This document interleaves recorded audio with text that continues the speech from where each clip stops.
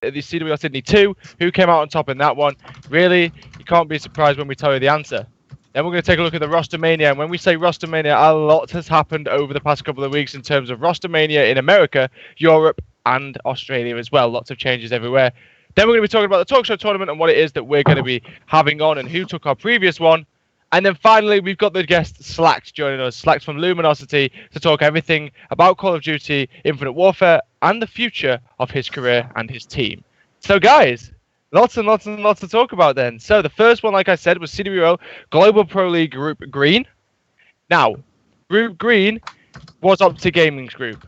And we did all say, didn't we, that we expected Optic Gaming to take it, and they did it in pretty dominating fashion, to be honest, Paradox.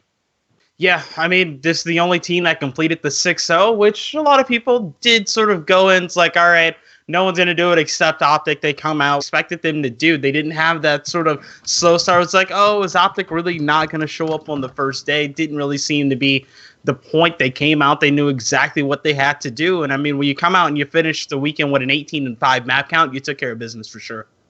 Yeah, definitely. Like, dominant performance. We all said it. We all predicted it, and it ended up happening. But, Tony, we didn't really kind of all agree that the team that placed in second place was going to be there. Now, was it something that you expected?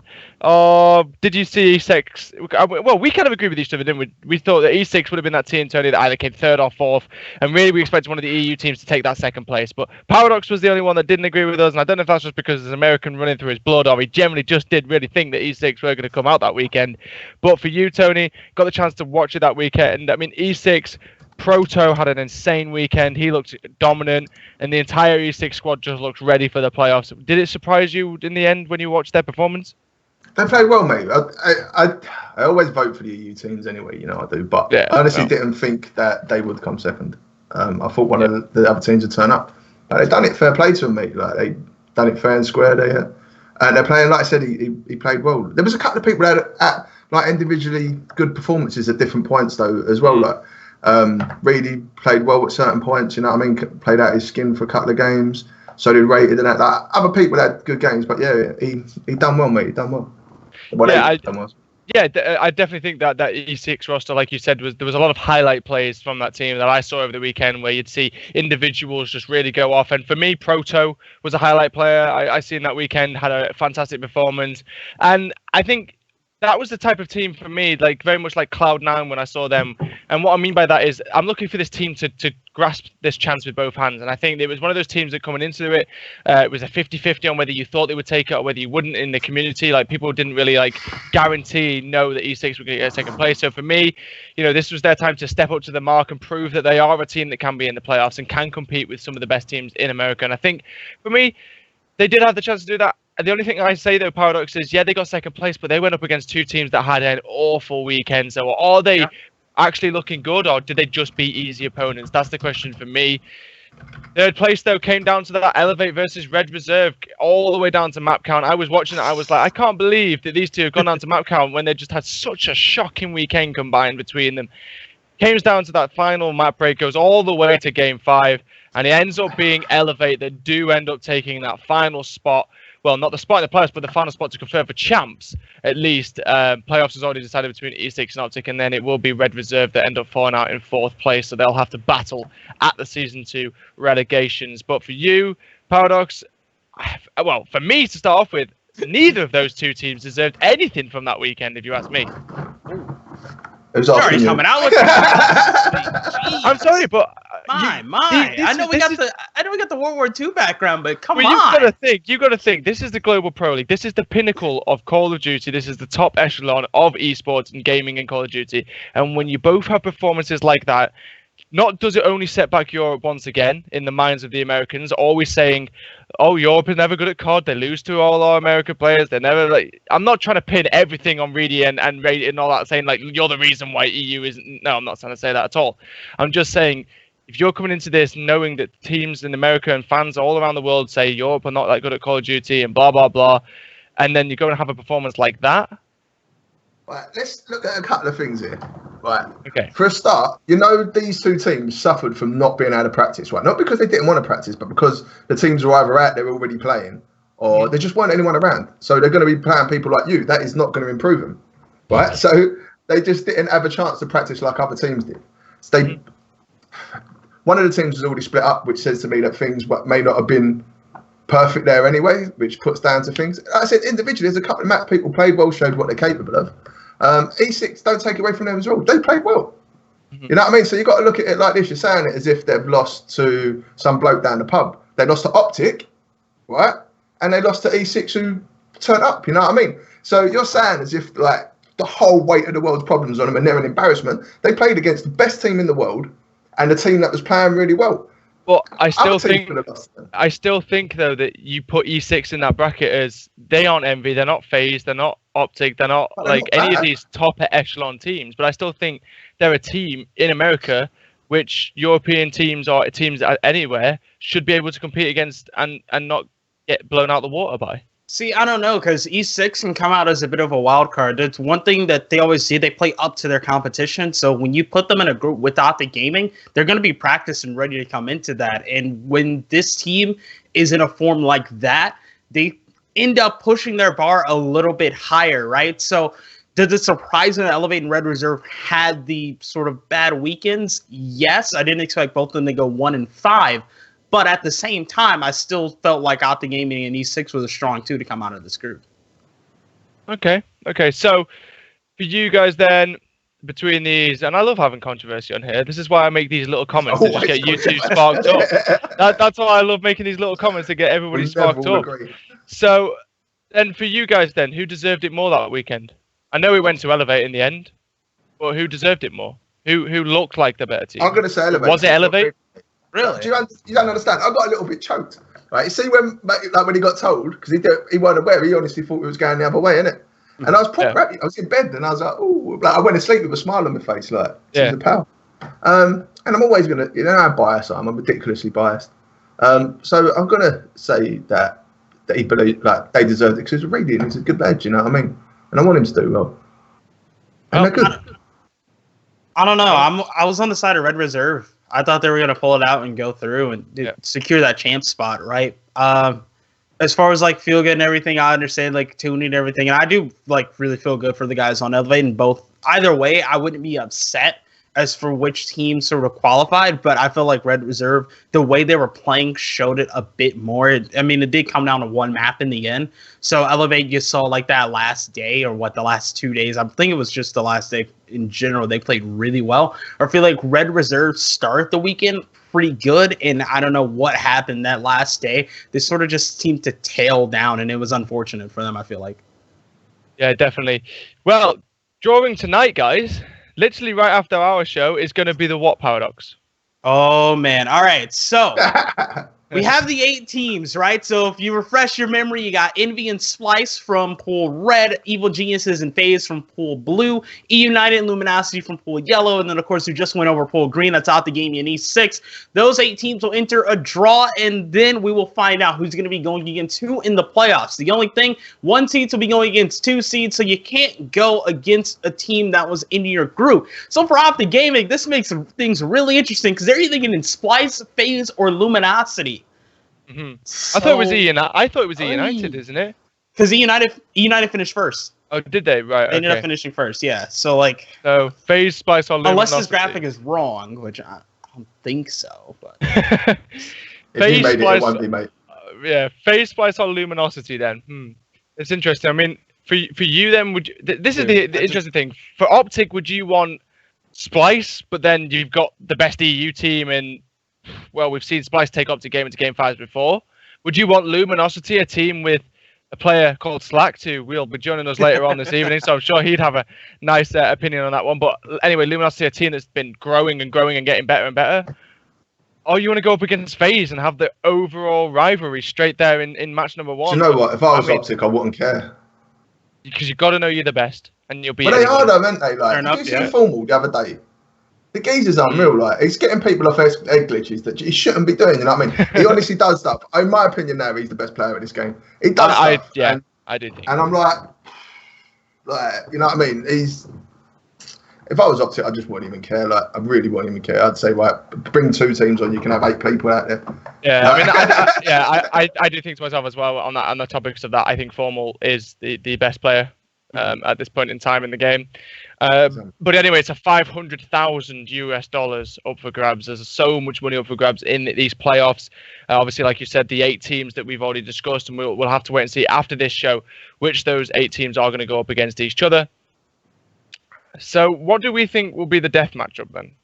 What do we think will be like, oh no, this is going to be a good game to watch? I mean, I think FaZe Optic, just because it's FaZe Optic. I'm thinking like United or United against Splice or United against LG be good too. Who do you think comes out on top in United versus Splice? I feel like I'm thinking United, but then it would be their first series. So with that in mind, Splice can come through and take that, but I feel like United's going to be grinding and ready. I mean, this is a team that is solidified top 2 in the world. Right now, not saying Splice can't take it. Yeah. Like this is our only team from Europe in the top 8. It is Splice. Yeah. I'd rather have one team that I'm semi-confident in than 3 or 4 teams I'm not as confident in, to be honest. Because they can fly the flag better. It is what it is, you know what I mean? I don't think the system really favoured teams from other countries, like I said, because of the level of practice teams further along in the brackets got. Because like I said, no one was here, everyone was over there. And if you couldn't go over there was no one left here to play. So who are you going to practice against? Each other all the time. But that's not down to me anyway. But yeah, so I'm glad Spice are there because obviously they're really good. Probably top 3 in the world for me. Or top 3 or 4, top 4 definitely. Yeah. So yeah, mate. I'm always going to vote for them anyway. So to me, they're the only team that could be Optic in my mind. But United versus Splice for me would be a good game. Well, while we're talking on the topic of where we think teams are going to play, so let's just have a quick discussion. I know we don't know who's going to go match up against each other yet because the draw hasn't happened yet. But who do you think in top 3 is going to finish 1st, 2nd, or 3rd overall in the playoffs this weekend? Optic are going to be first.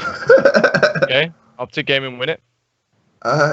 Right, so just who do I think is the 3 best teams, basically? Because you don't know what basically, yeah. Well, 3 best teams, but you never know. Like United. I know. So I just said it. So I reckon Optic, United, and I'm going to put Splice in there just because I think they're a good side. Okay, so Optic first, United 2nd, Splice 3rd. I'm going to go. I feel like we're seeing Optic United final again. Just this matchup between these two is really important. I do want to see them face off for this sort of tiebreaker, right, of sorts. I'm going to say United because I just want to be contrarian at this point. I'm saying United first, might take it. Optic Gaming 2nd, and I want Splice 3rd. I do. I want Splice 3rd. It's going to be either Splice or LG 3rd. Okay, I'm going to say that Envious take this. Oh.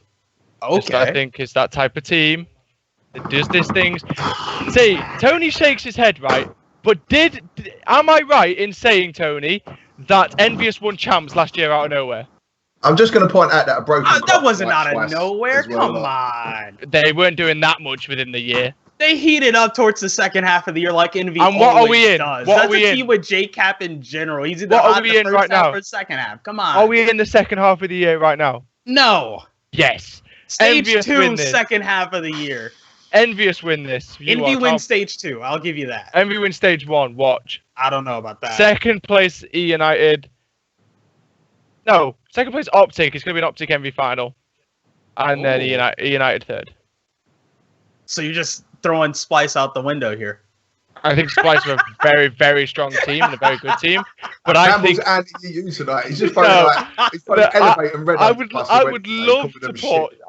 love to put Splice in the top 3, but I don't think they're in the top 3 compared to the likes of Envy, United, Optic.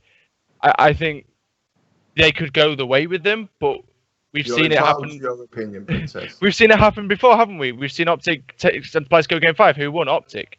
We've seen Splice face up against Envious before, and Envious have came out on top. So it's like I think Splice definitely are that team, but are they a good enough team to win season 1 playoffs? No one said they were gonna. We just said they were gonna get top 3. That's all. Okay.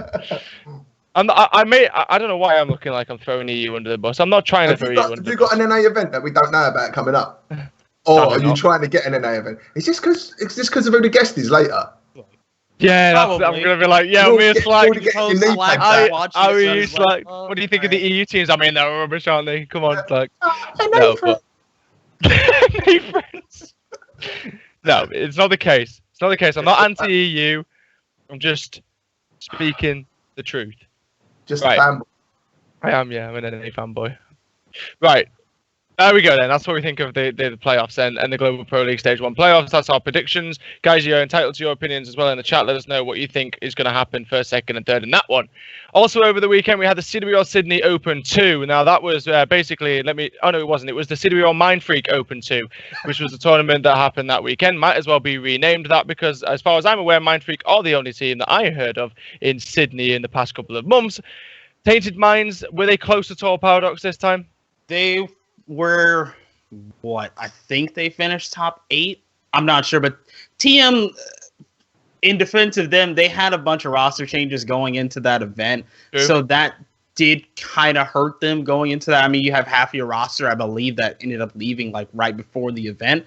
So looking at the placing, yeah, they finished 7th, 8th with Empire. Your top 2 were Mind Freak and Oracle. And if anyone doesn't know who Oracle is, I'm pretty sure you've at least heard the name of Hopi the past year or so, maybe year and a half. That's his team. Done, yeah.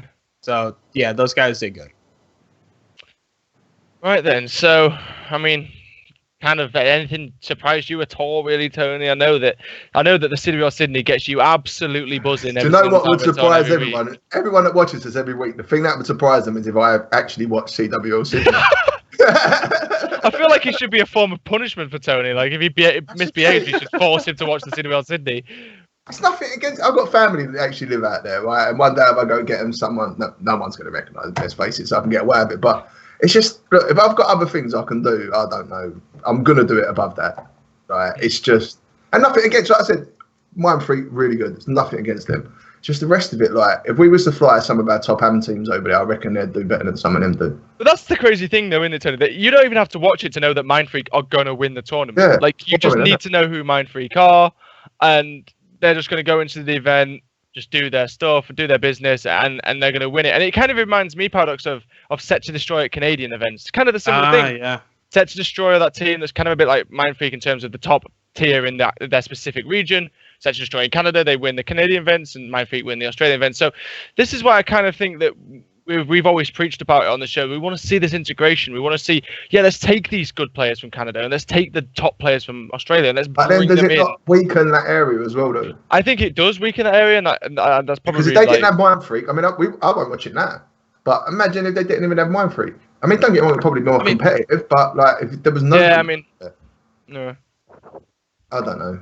I mean, that's kind of. You have the next team that just comes up and starts being the best because they're better. Tainted. I mean, you get a little. I would say you get a little bit closer though, as far as like placings and stuff.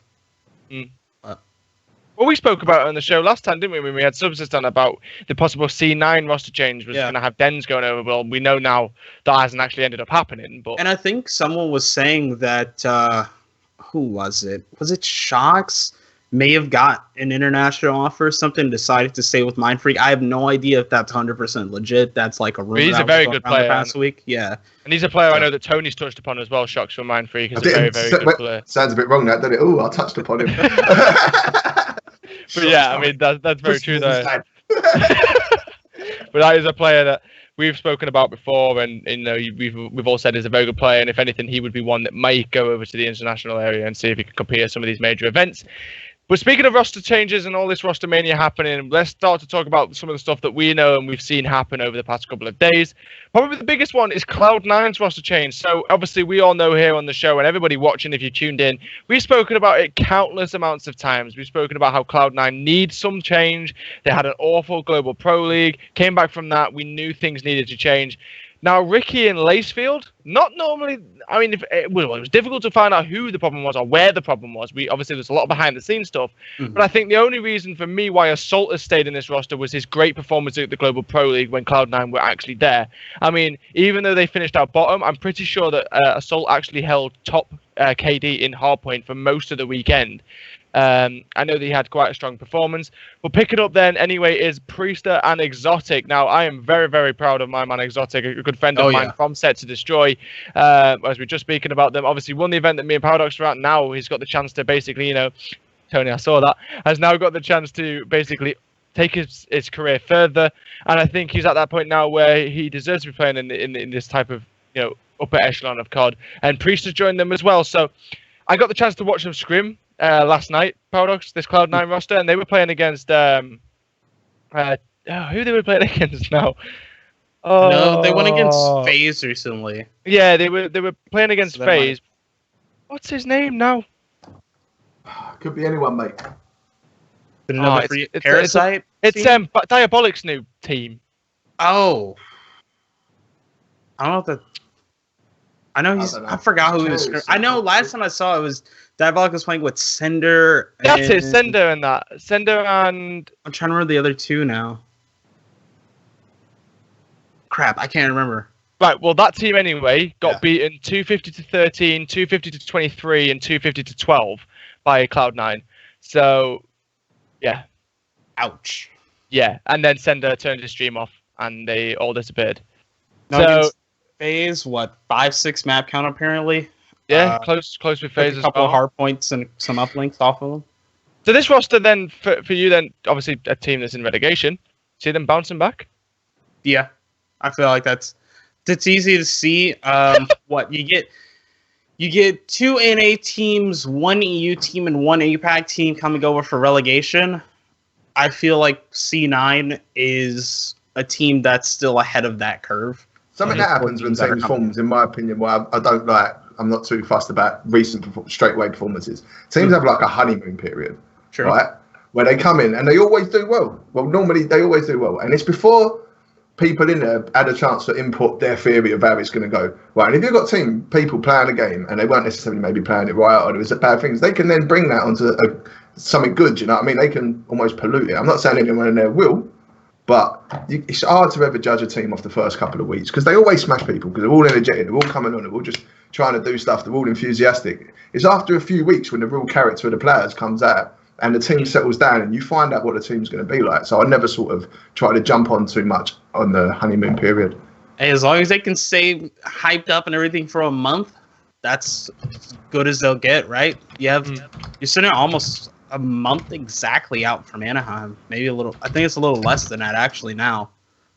So if they can keep that up, that honeymoon period, you can extend that a bit, then, hey, they're sitting good. I feel like you get some teams that might be able to sneak in there and take something off them, but the way Assault's been playing, like, this guy is absolutely ridiculous.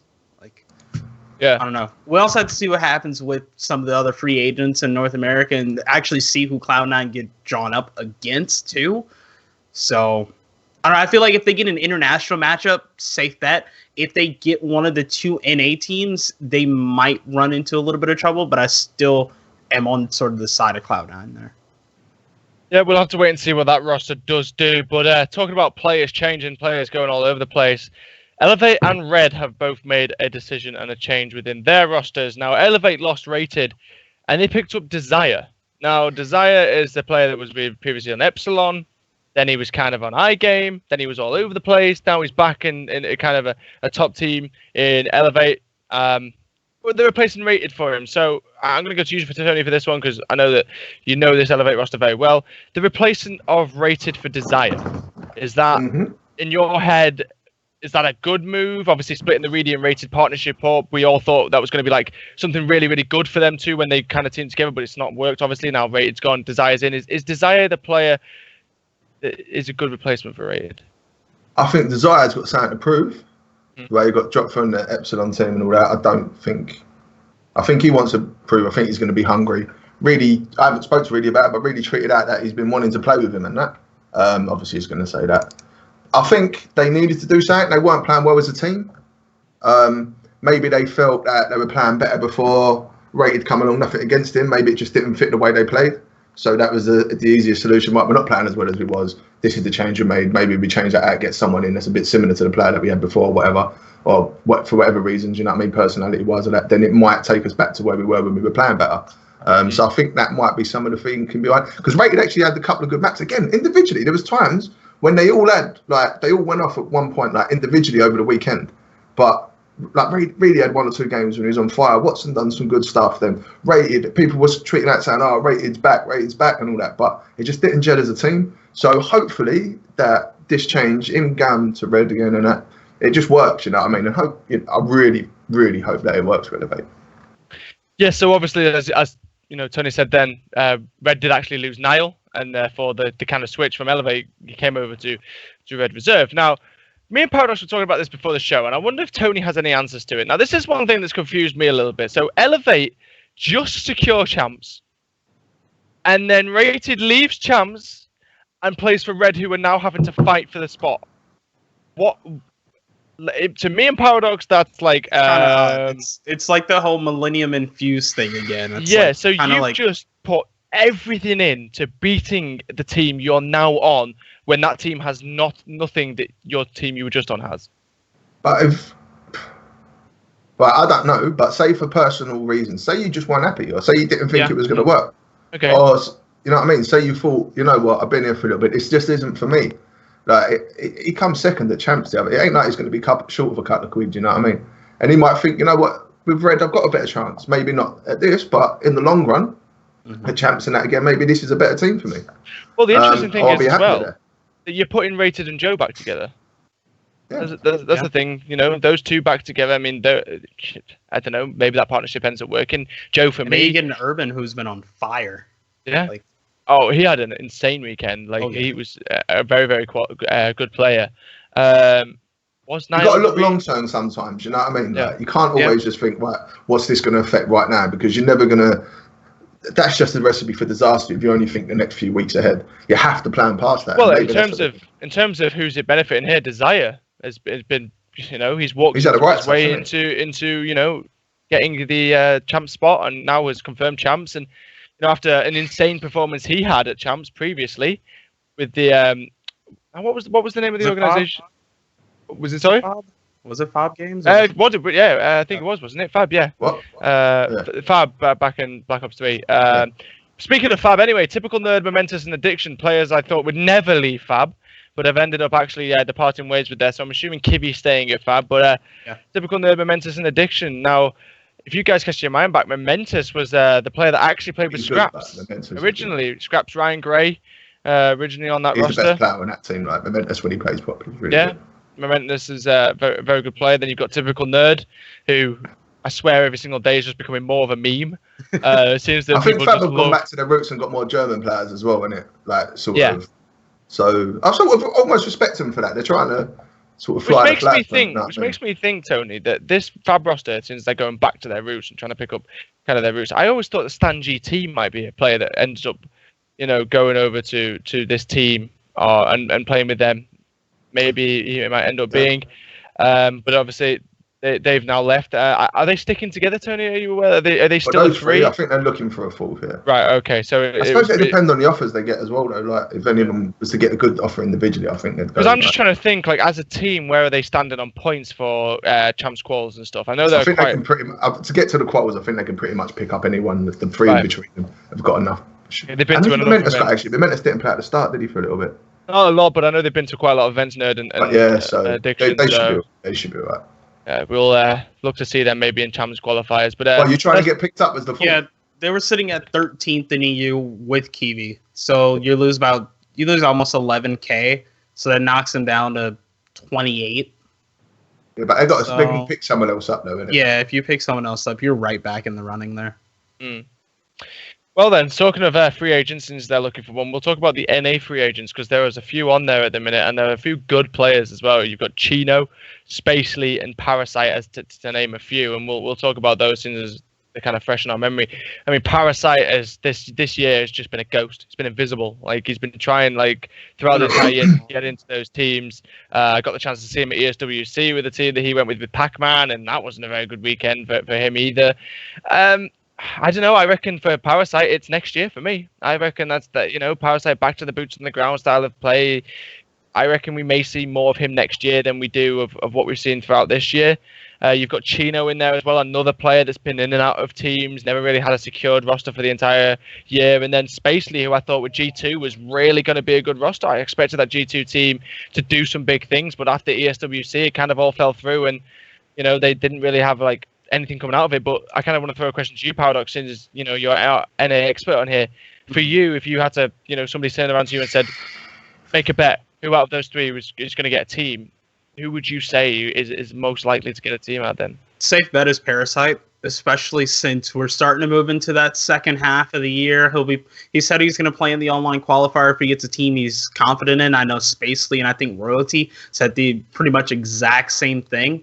But Parasite's always someone where in-game, skill-wise, you look at him, he's always been a really good player, right? Has always stood out, even when sort of things behind the scenes haven't clicked. And I feel like that's been sort of most of the conversation around him as a player for most of his career have been things behind the scenes or team chemistry and stuff like that. In game, really good. I feel like next year will be another really good year for him if we go back to boots on the ground and the shot and everything is still good. It's just who will he have around him, and then who will be able to accent that and be able to play well. I think he was scrimming with like Mox. Was it Mox? I think like Mox. Crap. Okay, I see it now. Parasite, Lacefield, Spacely, and Mox were scrimming before. So maybe that's a team you look out going forward. But I mean, you get Parasite and Mox, who were no strangers teaming with each other. You throw Lacefield in there as well as an explosive slayer. The team can do some things. Well then, we was talking about NA pros and Paradox has broken that down, but there's one more thing I want to touch upon before we do move on into our guest segment with Slacked, who will be joining us in the next few minutes.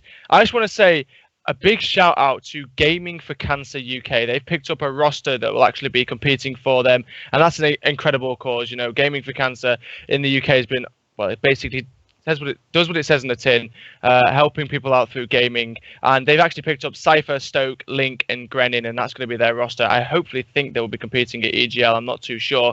Is that something, Tony, are they competing at EGL? Is it? Yeah, I think so, mate. Right. Cypher's in the chat, actually. So yes, he is. So there he is. He can confirm. Cypher, you're going to be at EGL, bro? Cypher, obviously a guy. Cypher, who is a guy, is also in Bulldog. Is that correct, Tony? He was, mate. Yeah, he played with our hybrid team. Right, yes. Top 8 I-59. Yeah, they're going to be there, mate. Awesome. Yeah, they're all in the chat. Yeah.